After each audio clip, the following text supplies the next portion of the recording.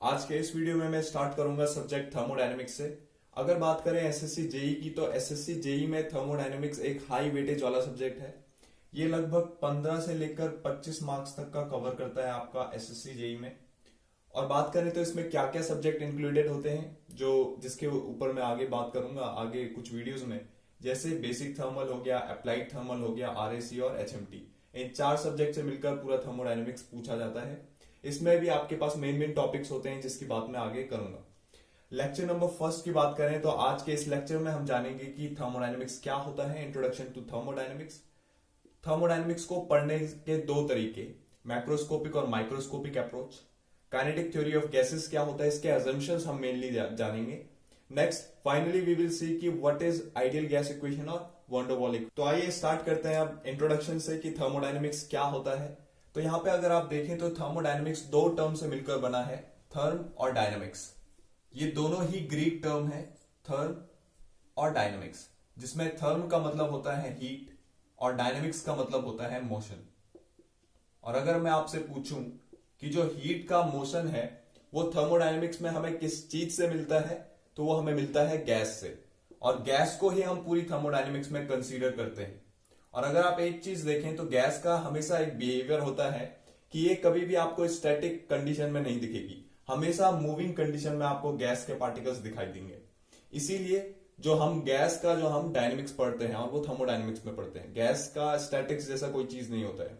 अब अगर बात करें कि हीट का मोशन जो है वो हमें गैस से मिल रहा है और ये हमें देता क्या है, हीट का मोशन प्रोड्यूस क्या कराता है, वो प्रोड्यूस कराता है वर्क। तो हीट का मोशन जो है वो वर्क हमें देता है। दूसरा रीजन ये भी है गैस को लेने का, अगर आप हिस्ट्री में जाएं थर्मोडायनेमिक्स की तो वहां पे हमें नाम सुनाई देता है स्टीम इंजन। और स्टीम इंजन एक ऐसा डिवाइस था जिसने क्या किया, गैस की मदद से ही हमें वर्क प्रोड्यूस करा के दिया जब हमने उसको कुछ हीट सप्लाई करी। और उस हीट और वर्क के इंटर रिलेशनशिप की स्टडी को ही हम थर्मोडायनेमिक्स बोलते हैं। तो यहां पे अगर आप देखें फॉर एग्जांपल स्टीम इंजन जो था हमारे पास, ये कोई सिलेंडर है। Just to understand I am making a cylinder. इसमें ये कोई पिस्टन है और क्या होता है, हमने वाटर को हीट किया किसी फ्यूल के कंबशन से। तो जब वाटर को हीट करते हैं तो वो स्टीम फॉर्म में हमें मिलता है और वही स्टीम इस सिलेंडर के अंदर है। तो हमने क्या किया, कुछ हीट दिया वाटर को स्टीम में बदलने के लिए या फिर सुपर हीटेड स्टीम में बदलने के लिए। और ये जो सुपर हीटेड स्टीम है ये परफेक्टली गैस की तरह बिहेव करता है, एक परफेक्ट गैस की तरह बिहेव करता है। इसीलिए हमने कहा कि गैस ने ही हमें वर्क प्रोड्यूस करा के दिया जब हमने उसको हीट दी। तो जब हमने इंजन को हीट दिया तो क्या हुआ, यहाँ पे गैस पार्टिकल है, अब वो कुछ एक्सपेंड होंगे इस पिस्टन पे। और जैसे ही वो कुछ एक्सपेंड होंगे इस पिस्टन पे तो वो एक फोर्स एक्सर्ट करेंगे जो कि प्रेशर फोर्स होगा। और प्रेशर फोर्स के कारण क्या होगा, ये पिस्टन जो है ये आगे की ओर डिस्प्लेस करेगा। और डिस्प्लेस करेगा तो उससे हमें क्या मिलेगा, वर्क मिलेगा। तो हीट एनर्जी और मैकेनिकल एनर्जी के इंटर रिलेशनशिप की स्टडी को ही हम थर्मोडायनेमिक्स कहते हैं।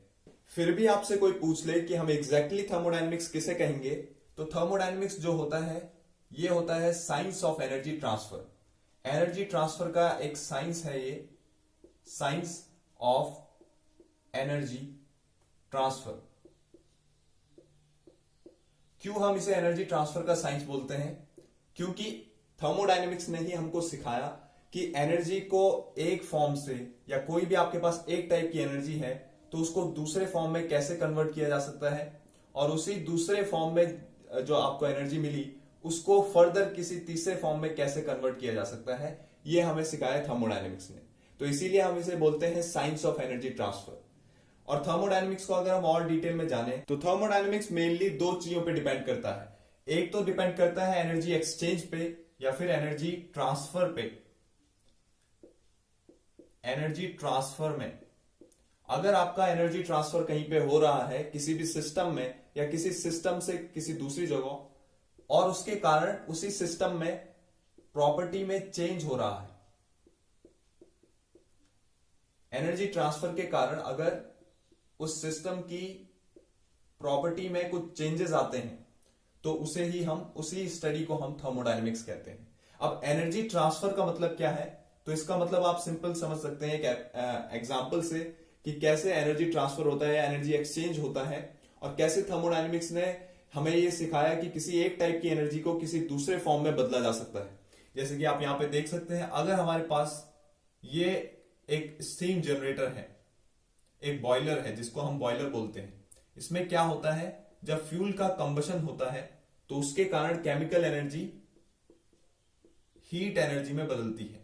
तो ये क्या करेगा, वाटर को हीट अप करेगा जब तक वो सुपर हीटेड स्टीम नहीं बन जाता। सुपर हीटेड स्टीम मतलब उसमें एक भी पार्टिकल नहीं होगा वाटर का एक भी पार्टिकल सस्पेंडेड नहीं होगा, उसे ही हम सुपर हीटेड स्टीम बोलते हैं। तो यहां पे क्या होगा, हमने फ्यूल को बर्न किया और उससे वाटर को स्टीम में कन्वर्ट किया, तो केमिकल एनर्जी हीट एनर्जी में कन्वर्ट हुई।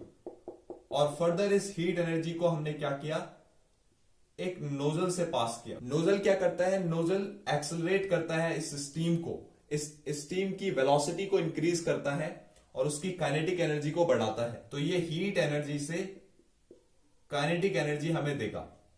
और फर्दर अगर इसी स्टीम को हम किसी टरबाइन की ब्लेड पे, ये सपोज हमारा टरबाइन है कोई, और फर्दर अगर हम इसी स्टीम को टरबाइन की ब्लेड पे हिट करें तो उसके कारण क्या होगा, जो आपकी शाफ्ट होगी टरबाइन की वो रोटेट करेगी, और हमें क्या मिला, हमें काइनेटिक एनर्जी से मिला मैकेनिकल एनर्जी।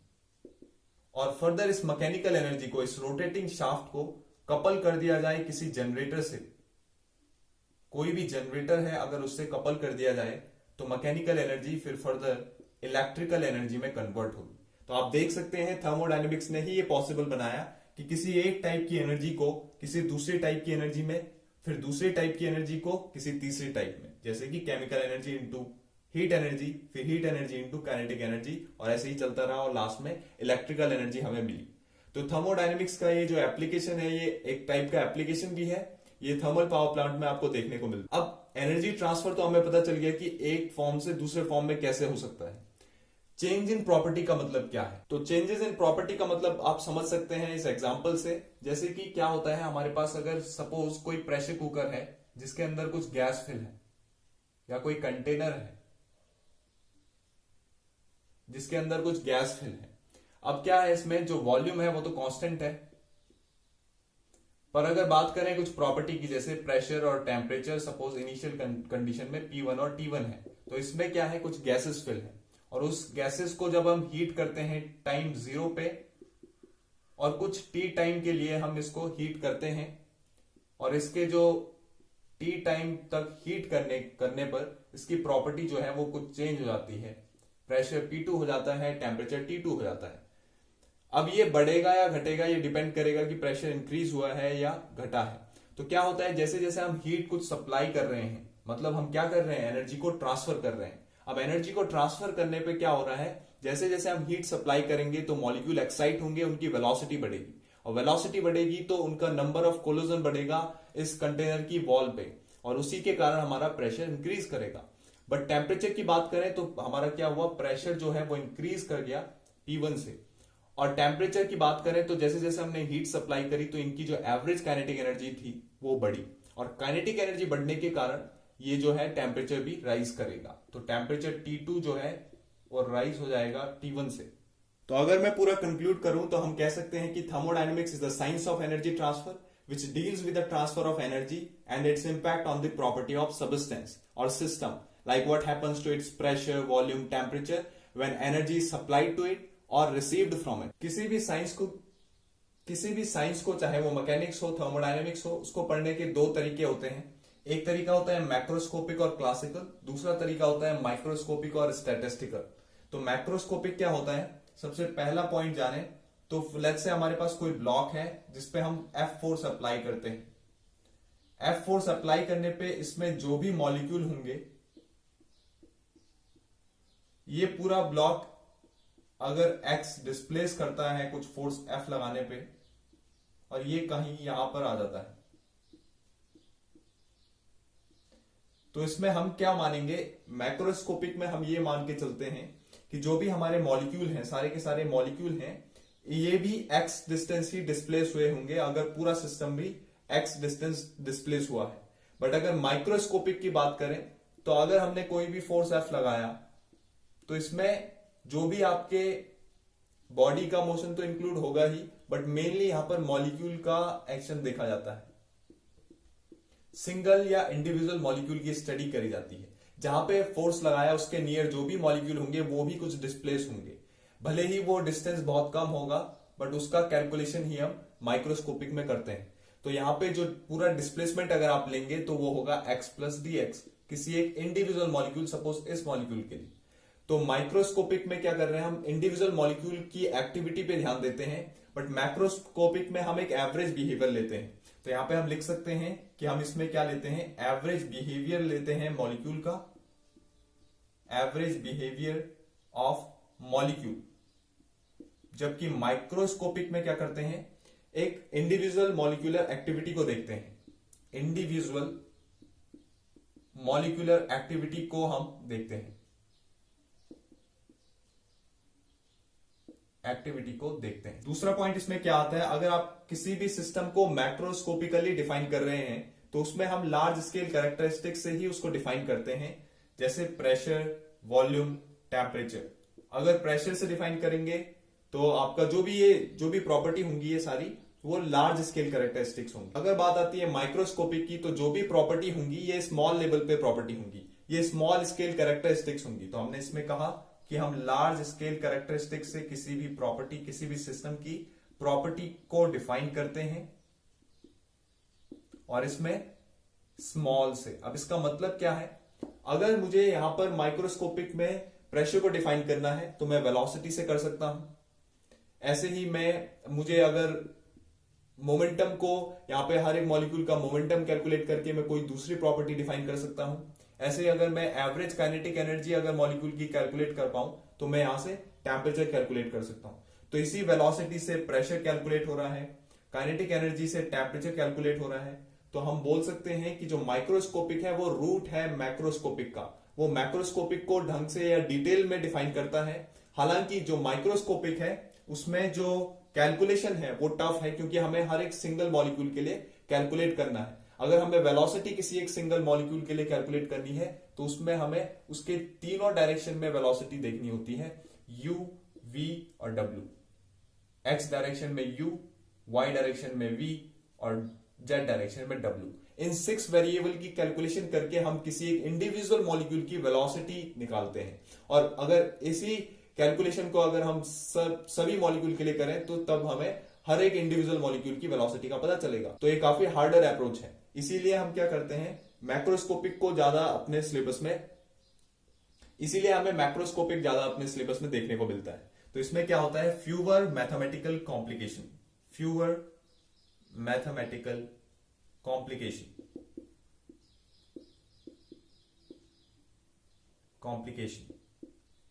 और जबकि जो ये अप्रोच है माइक्रोस्कोपिक, ये हार्डर अप्रोच है, हार्ड और मोर मैथमेटिकल कॉम्प्लिकेशन। ठीक है ना। अब बात करें लास्ट पॉइंट की, तो एप्लीकेशन पे आप जान सकते हैं कि अगर मुझे मैक्रोस्कोपिक हमारे पास कोई सिस्टम है तो हम उसमें प्रेशर इजीली कैलकुलेट कर सकते हैं, प्रेशर गॉज से, टेम्परेचर, वॉल्यूम जितना भी स्पेस ऑक्यूपाई करेगा, और टेम्परेचर हम थर्मोमीटर से इजीली मेजर कर सकते हैं। बट माइक्रोस्कोपिक में ऐसा नहीं है। माइक्रोस्कोपिक में हमें उस हर एक मॉलिक्यूल के लिए, इंडिविजुअल मॉलिक्यूल के लिए ये प्रॉपर्टी निकालनी पड़ेगी, मोमेंटम, काइनेटिक एनर्जी, वेलोसिटी। इससे हम उसको डिफाइन करेंगे, उसकी प्रॉपर्टीज को जानेंगे।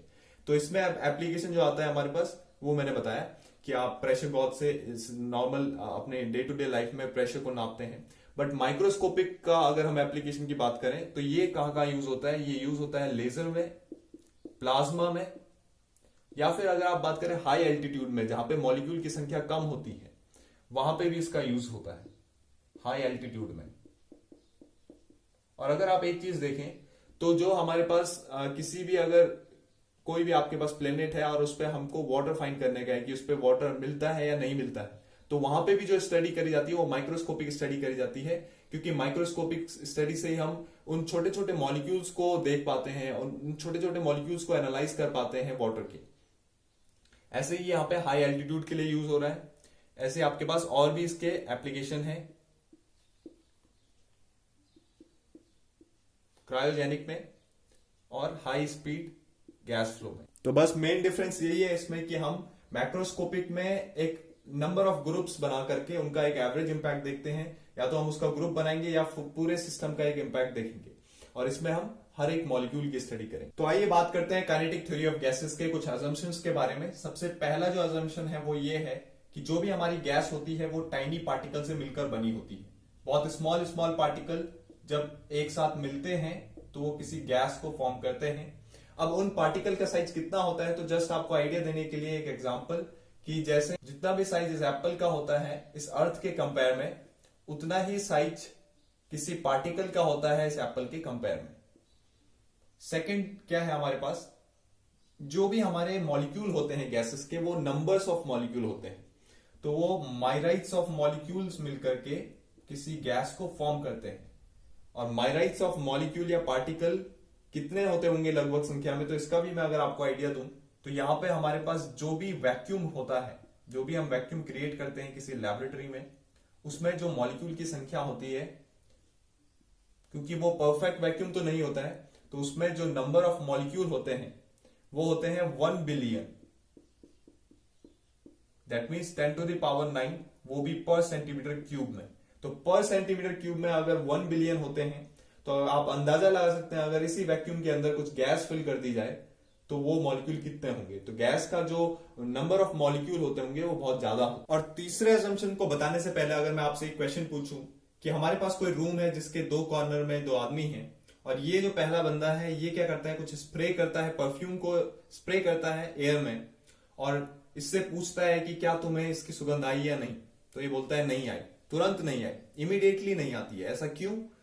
जबकि अगर आप एक चीज देखें यहाँ पे, तो जब ये इससे कुछ बात करता है तो इसको साउंड की जो वेलोसिटी है वो सुनाई देती है, बट जो गैस है, जो भी हमने स्प्रे किया परफ्यूम, वो जब एयर में मिक्स हो गया तो वो एयर के साथ इसको नहीं सुनाई देता। ऐसा क्यों है? इवन दो जो वेलोसिटी अगर आप देखें तो साउंड की जो वेलोसिटी है वो कम होती है एज कंपेयर टू एयर की वेलोसिटी से। और 0 डिग्री सेंटीग्रेड पे अगर आप एक आइडिया लें तो 0 डिग्री सेंटीग्रेड पे कितनी होती है, तो 0 डिग्री सेंटीग्रेड पे साउंड की वेलोसिटी होती है 346 मीटर पर सेकेंड, और एयर की होती है 485 मीटर पर सेकेंड। तो जो एयर की वेलोसिटी ज्यादा होने के बावजूद भी उसमें परफ्यूम की सुगंध इसको नहीं सुनाई देती है एज कंपेयर टू जो हमारा साउंड है वो उसको बहुत जल्दी सुनाई दे रहा है। तो ऐसा इसलिए हो रहा है क्योंकि जो हमारे पास जो गैस का एक बिहेवियर है वो ये है कि वो हमेशा जो उसके पार्टिकल होते हैं वो रैंडम मोशन में चलते रहते हैं, वो रैंडमली मूव करते हैं। तो रैंडमली मूव करने के कारण क्या होता है, उनकी जो डायरेक्शन है वो चेंज होती है, और डायरेक्शन चेंज इसलिए भी होती है क्योंकि उनके बीच में कॉलिजन होता है। इतने ज्यादा मॉलिक्यूल है तो कॉलिजन तो होगा ही, और कॉलिजन जो होता है वो कितने टाइम्स होता है, अगर किसी एक पार्टिकल के लिए मैं बात करूं, एक पार्टिकल एक सेकंड में लगभग 5 बिलियन टाइम्स टकराता है दूसरे पार्टिकल से। तो आप समझ सकते हैं कि 5 बिलियन टाइम्स उसकी डायरेक्शन चेंज हो रही होगी, और 5 बिलियन टाइम्स अगर डायरेक्शन चेंज होगी तो वो यहां तक बहुत लेट में पहुंचेगा एज कंपेयर टू साउंड। तो यहां से हम बोल सकते हैं कि जो गैस है वो रैंडमली मूव करती है, और उसमें क्या होता है, कोलिजन होता है। चौथा जो अजम्पशन है वो ये है कि जब भी हमारे पास कोई दो पार्टिकल टकराते हैं, गैस पार्टिकल टकराते हैं, तो क्या होता है, यहाँ पे जो कोलिजन होता है इनके बीच में परफेक्टली इलास्टिक होता है। दैट मीन्स अगर ये इससे टकराएगा तो इसके बीच में कोई भी डिफॉर्मेशन नहीं होगा, कोई भी डिफॉर्मेशन नहीं आएगा पार्टिकल में, और जो भी काइनेटिक एनर्जी रहेगी या फिर मोमेंटम रहेगा वो कंजर्व रहेगा।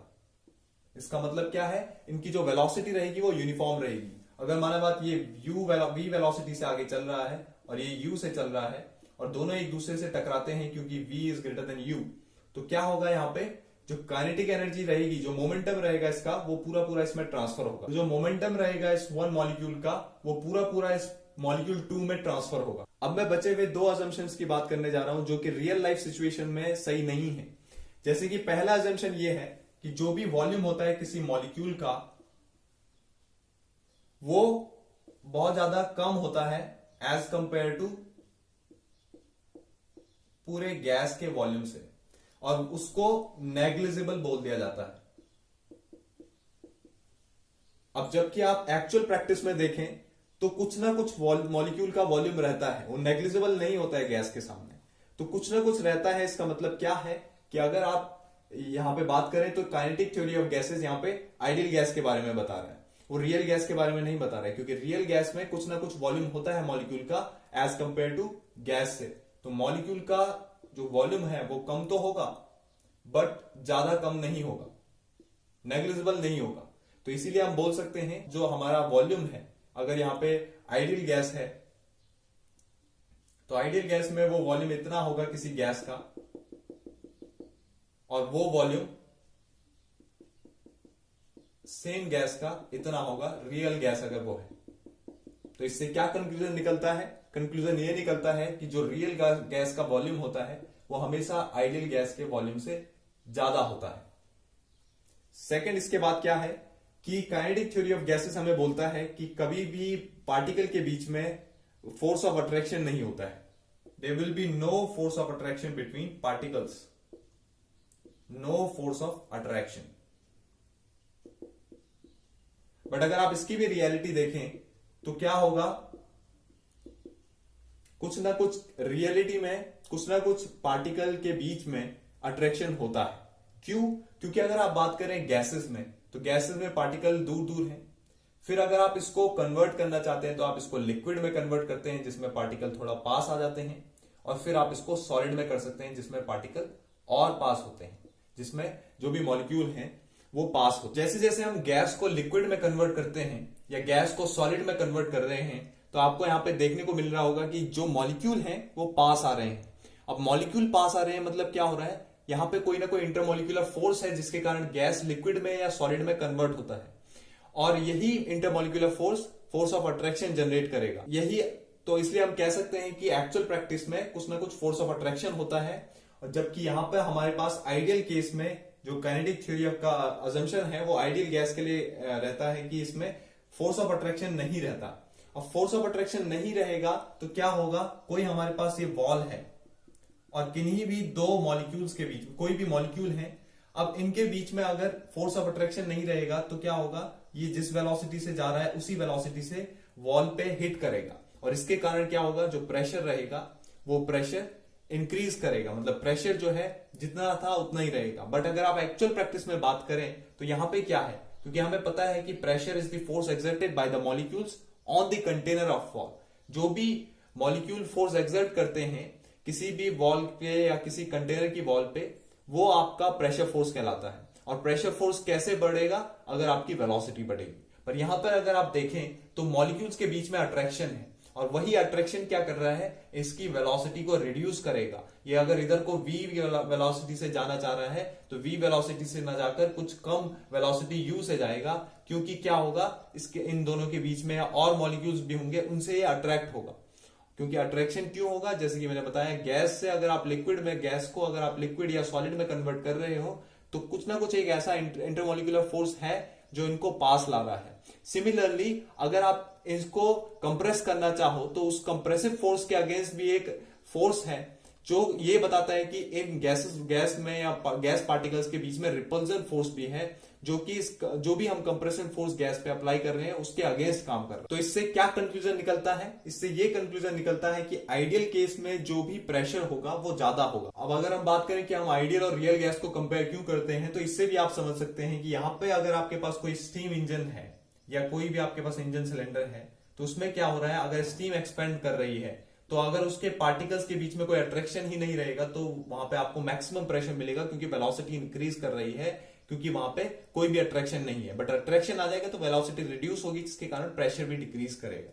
तो यहाँ पे क्या होगा, आपको मैक्सिमम वर्क मिलेगा। इसीलिए हम आइडियल केस की तरफ जाना चाहते हैं हमेशा। बट आइडियल जैसा कुछ नहीं होता है, आइडियल एक मैक्सिमम पॉसिबिलिटी है। जैसे कि यहाँ पर अगर आपका जो मॉलिक्यूल है उनके बीच में कोई भी अट्रैक्शन नहीं रहेगा तो वो मैक्सिमम वर्क आपको देंगे, बिकॉज वहां पे कोई भी डिस्टर्बेंस क्रिएट नहीं हो रहा है। मॉलिक्यूल जिस वेलोसिटी से जाएगा वो उस वेलोसिटी से कंटेनर पे टकराएगा या पिस्टन पे टकराएगा ही। अब अगर मैं बात करूं कि काइनेटिक थ्योरी ऑफ गैसेस ने हमको क्या सिखाया, तो काइनेटिक थ्योरी ऑफ गैसेस ने हमें बताया कि प्रेशर क्या होता है। उसने ये बताया, फॉर एग्जाम्पल हमारे पास कोई पिस्टन है और यहाँ पे ये कोई सिलेंडर है, इसके अंदर पिस्टन है और यहाँ पे कुछ गैस फिल है,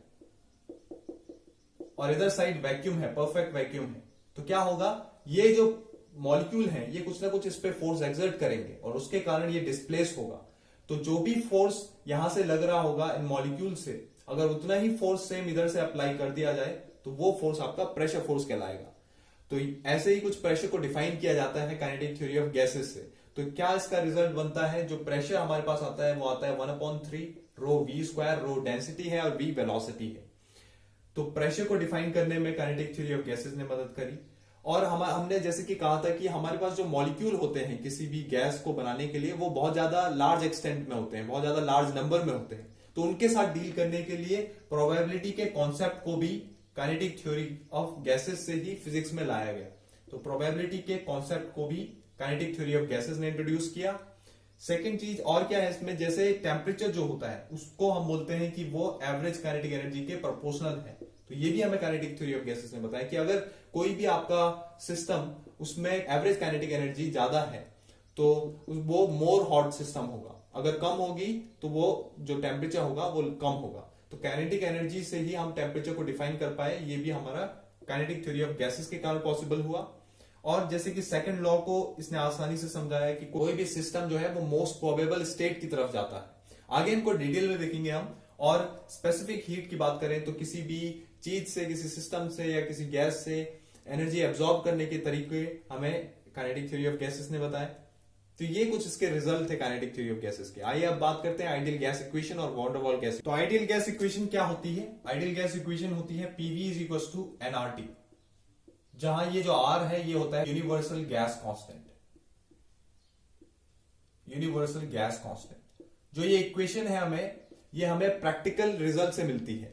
एक्सपेरिमेंट के रिजल्ट से जब प्रेशर को वॉल्यूम के साथ कंपेयर करते हैं या प्रेशर को टेम्परेचर के साथ, ऐसे वॉल्यूम और टेम्परेचर को कंपेयर करके हमें ये इक्वेशन एक्सपेरिमेंटल रिजल्ट से मिलती है।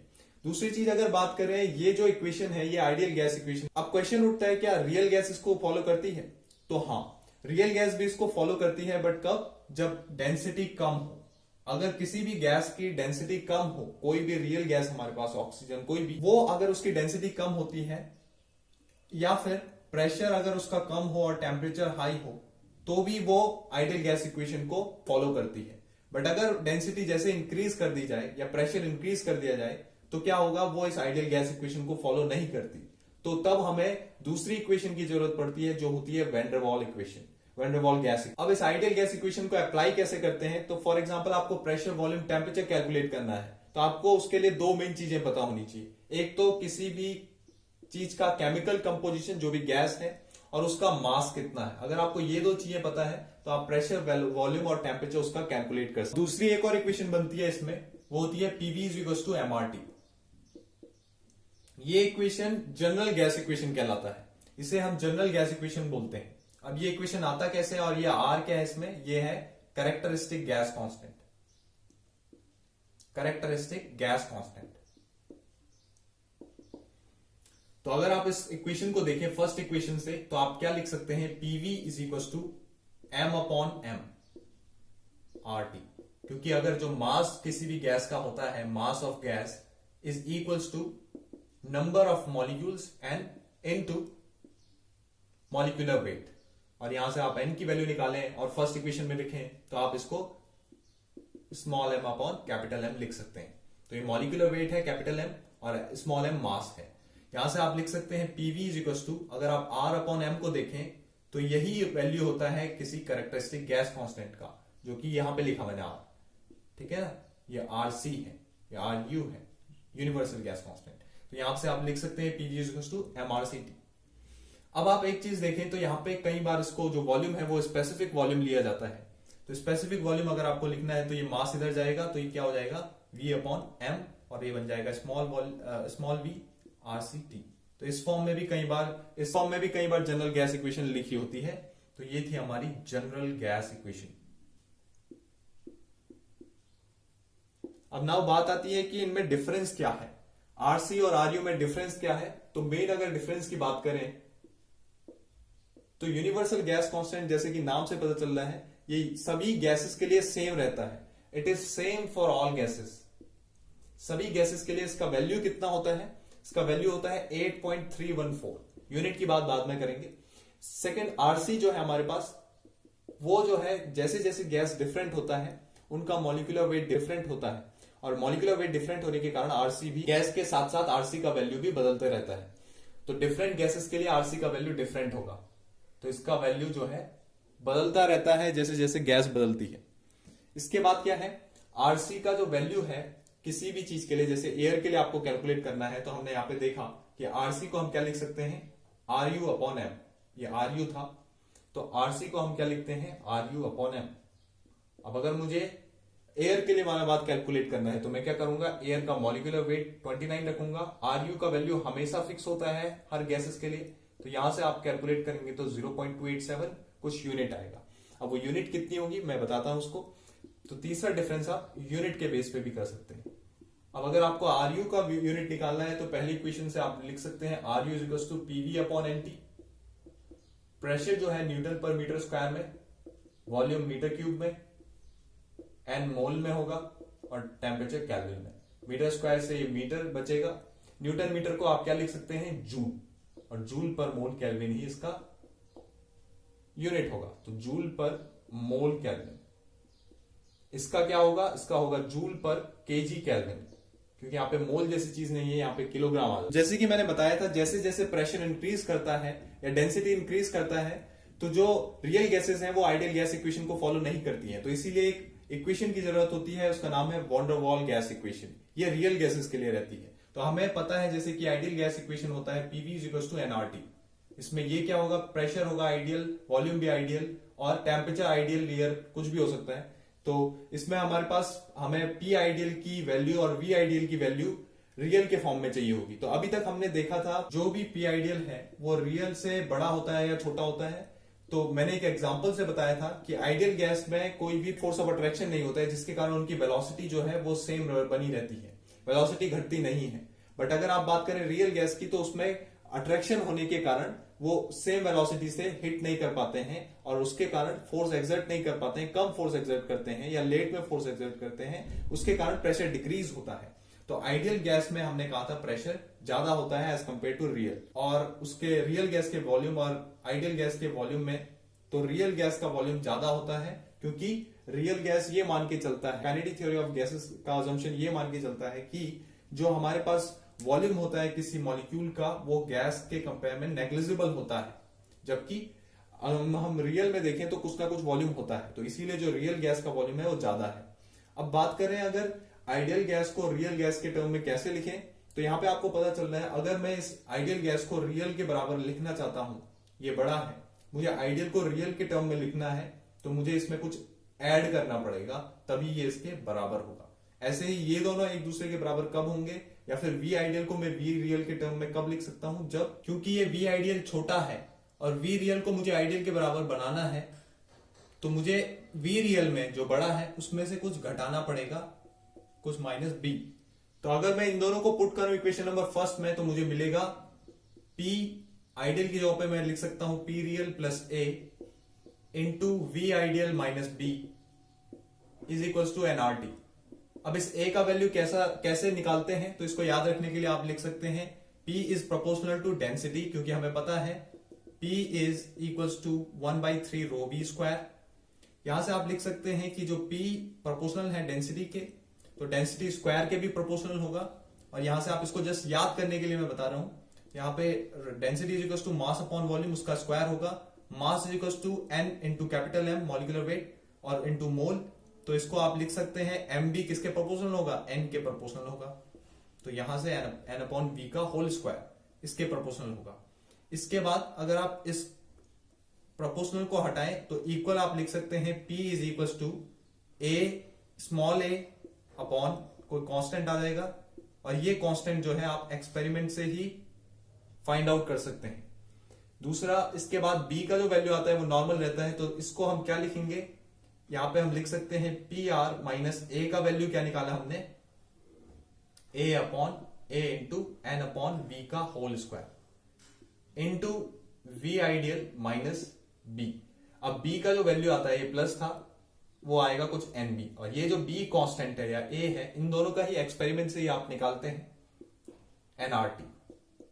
अब आप इसको अगर n इज इक्वल टू 1 के लिए लिखें इस इक्वेशन को, तो ये इक्वेशन बन जाएगा पी आर प्लस n 1 हो जाएगा तो a upon V square, v real है, v ideal minus b is equal to R T.